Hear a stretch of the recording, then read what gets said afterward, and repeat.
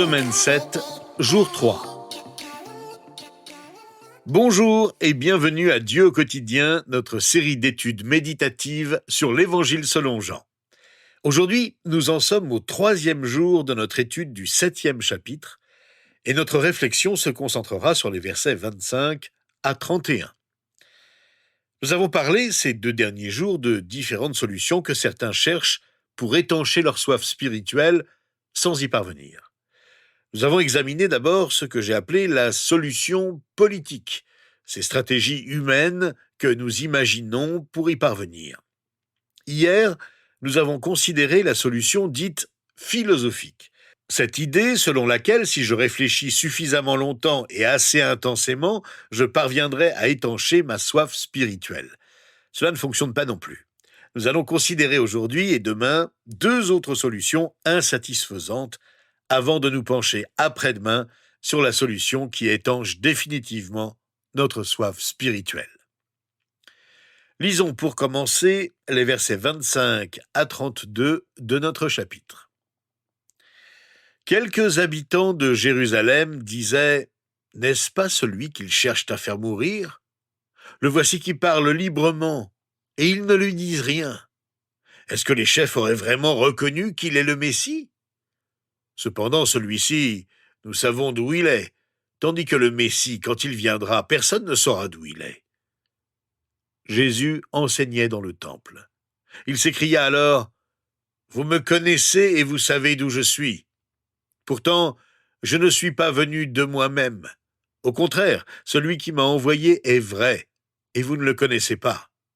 Pour ma part, je le connais, car je viens d'auprès de lui et c'est lui qui m'a envoyé. » Il cherchait donc à l'arrêter, mais personne ne mit la main sur lui, parce que son heure n'était pas encore venue. Beaucoup parmi la foule crurent en lui, et ils disaient « Le Messie, quand il viendra, fera-t-il plus de signes miraculeux que n'en a fait celui-ci » Ce jour-là, la foule était en désaccord sur qui était Jésus, qui n'était pas Jésus, sur ce qu'il fallait faire de Jésus, sur ce qu'il ne fallait pas faire de Jésus. Certains l'ont interrogé, d'autres l'ont suivi, d'autres ont mis leur foi en lui, d'autres encore ont voulu se saisir de lui pour l'arrêter. On s'aperçoit que lorsqu'il s'agit de satisfaire la soif intérieure, la soif spirituelle, ces versets nous rappellent que l'entente populaire est incapable d'y parvenir. Chercher l'accord de tous, la paix avec tous, ne suffira pas. Car sur les choses les plus importantes de la vie, très peu de gens parviennent à se mettre d'accord. On aimerait bien, mais ce n'est pas le cas. Voici que Jésus, Dieu incarné, celui dont tout le monde parle, se tient devant les foules. Et pourtant, personne ne pouvait s'entendre sur le fait que, alors même qu'il accomplissait tous ces miracles devant les foules, Dieu était véritablement parmi elles. Comme la solution politique et la solution philosophique, la solution que j'appelle la solution populaire ne peut pas non plus nous satisfaire. Elle ne peut pas répondre à notre soif spirituelle. J'ai beau essayer de faire en sorte que ce que je pense soit populaire et acceptable par tous, j'ai beau croire que je serais heureux si je pouvais simplement rendre tout le monde heureux, j'ai beau croire enfin que je serais vraiment satisfait si je pouvais mettre tout le monde d'accord, je n'y parviendrai jamais. Le problème, c'est que nous nous fions constamment à l'opinion des autres. Or, les avis diffèrent d'une personne à l'autre. Dans notre passage au versets 25 et 26, nous remarquons que les gens de la foule veulent savoir ce que les autorités disent à propos de Jésus. Et ils se demandent en même temps ce que leur entourage en pense.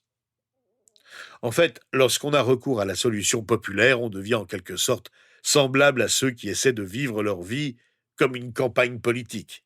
Ils font constamment des sondages d'opinion et ajustent leur vie, leurs paroles, leur orientation en fonction de ces sondages. Que dit-elle ?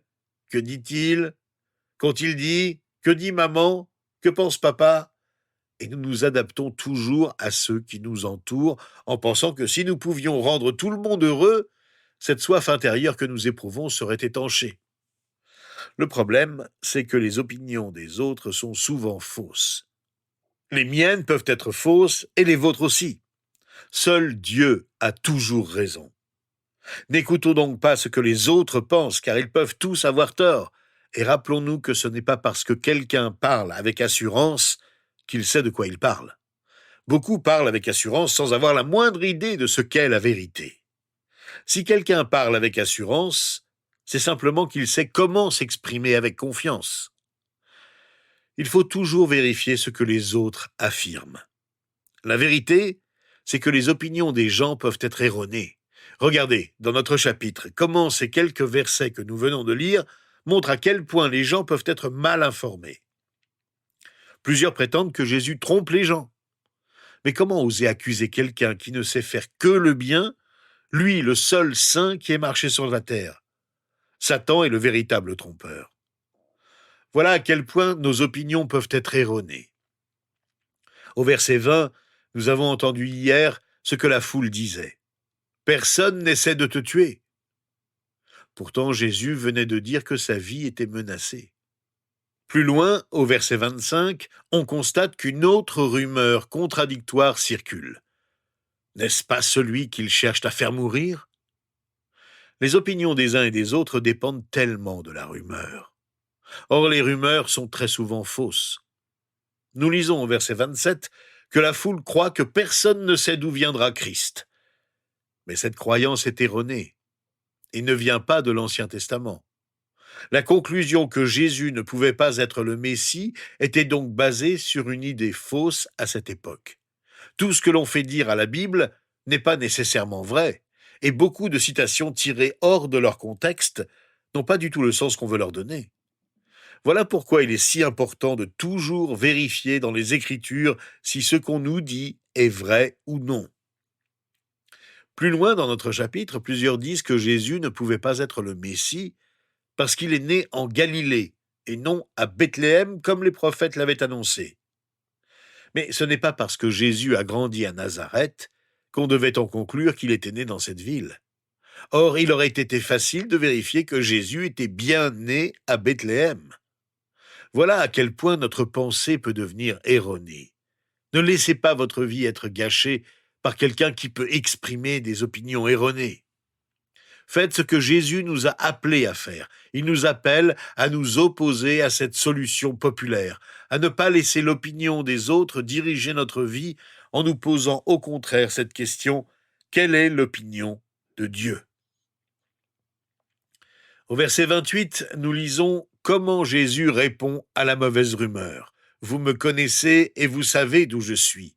Pourtant, je ne suis pas venu de moi-même. Au contraire, celui qui m'a envoyé est vrai et vous ne le connaissez pas.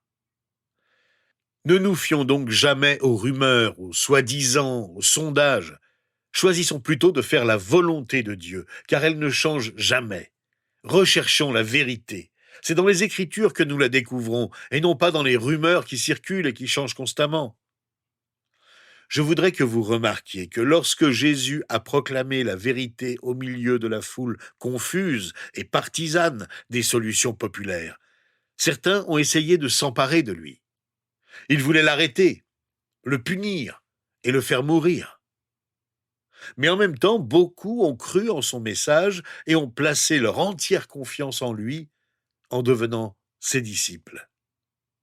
Deux positions radicalement opposées. Deux opinions sur Jésus complètement contradictoires. C'est pourquoi, lorsque nous parlons de trouver la volonté et la direction de Dieu, quand nous cherchons à étancher cette soif spirituelle dont nous avons tous besoin, sachez que l'opinion des autres ne vous sera d'aucune aide. Même si vous parveniez à satisfaire et à rendre heureux tout le monde autour de vous, la vérité est que, finalement, seule la vie de Dieu compte. Alors en priant aujourd'hui, demandons-lui son avis, cherchons sa direction. Seigneur, nous voulons nous soumettre à ta volonté. Nous voulons de tout cœur t'écouter et croire toutes les paroles que tu as prononcées. Aide-nous à ne pas nous fier aux rumeurs qui courent sur toi, qui changent tout au fil du temps. Ta vérité, Seigneur, ne change jamais, et ta volonté non plus. C'est ton avis qui compte, et nous savons que tout ce que tu as dit est vrai. Nous te prions donc de nous aider à apprendre à te faire confiance. Les voix qui nous entourent sont si fortes, et parfois, elles viennent de personnes si proches et si insistantes. Seigneur, permets que nous résistions à la tentation des idées nouvelles et fausses qui circulent autour de nous. Donne-nous la sagesse de vérifier dans ta parole si ce que nous entendons est vrai. Aide-nous à parler de ta volonté aux autres et à les diriger vers toi lorsqu'ils sont confus et ne savent pas où étancher leur soif de la vérité. Nous te le demandons au nom de Jésus. Amen. Eh bien, demain, nous poursuivrons ensemble notre étude du chapitre 7 de l'Évangile selon Jean et réfléchirons sur les versets 32 à 36.